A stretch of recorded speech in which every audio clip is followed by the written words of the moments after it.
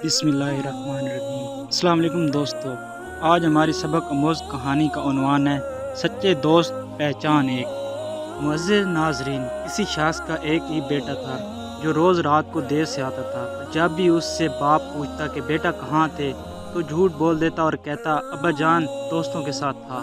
एक दिन बेटा जब बहुत ज़्यादा देर से आया तो बाप ने कहा कि बेटा आज हम आपके दोस्तों से मिलना चाहते हैं। बेटे ने फ़ौरन कहा अब्बा जान इस वक्त अभी तो रात के 2 बजे हैं, ऐसा करते हैं कि कल चलते हैं। बेटे ने बात को टालने की बहुत कोशिश की लेकिन बाप बाजिद था, नहीं अभी और इसी वक्त चलते हैं, आपके दोस्तों का पता तो चले। फिर आखिर दोनों बाप बेटा रात के 2 बजे उसके दोस्तों के घर पहुंचे। दरवाज़ा खटखटाया तो काफ़ी देर तक कोई जवाब न आया। फिर आखिर आवाज़ आई कि कौन है। दरवाजे पर पूछने वाला उसके दोस्त का बाप था। आने की वजह दराफ्त की तो लड़के ने कहा अपने दोस्त से मिलने आया हूँ। उसके वालिद ने कहा इस वक्त, मगर वो तो इस वक्त सो रहा है। हुजूर ने जवाब दिया चचा जान आप इसको जगाएं, मुझे इससे ज़रूरी काम है। मगर बहुत देर गुजरने के बाद भी यही जवाब आया सुबह आना, भी उसे सोने दो। अब तो इज्जत का मामला था।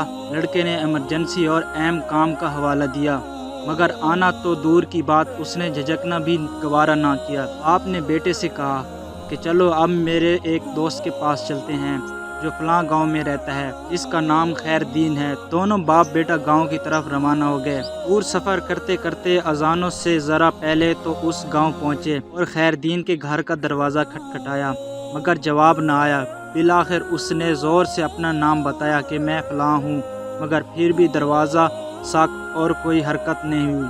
अब तो बेटे के चेहरे पर फाताना मुस्कुराहट आ गई, लेकिन इस लम्हे लाठी की ठक ठक सुनाई दी और दरवाजे के जंजीर और कुंडी खुलने की आवाज़ आई। एक बूढ़ा शख्स बरामद हुआ जिसने लपट कर अपने दोस्त को गले लगाया और बोला मेरे दोस्त बहुत माजरत, मुझे देर इसलिए हुई कि जब तुमने साल के बाद मेरा दरवाज़ा रात गए खटखटाया मुझे लगा कि शायद तुम किसी मुसीबत में हो, इसलिए अपने पास जो पैसे जमा किए थे उसको निकाल के लाया हूँ। शायद तुमको पैसों की ज़रूरत हो। फिर अपने बेटे को उठाया, शायद बंदों की ज़रूरत होगी।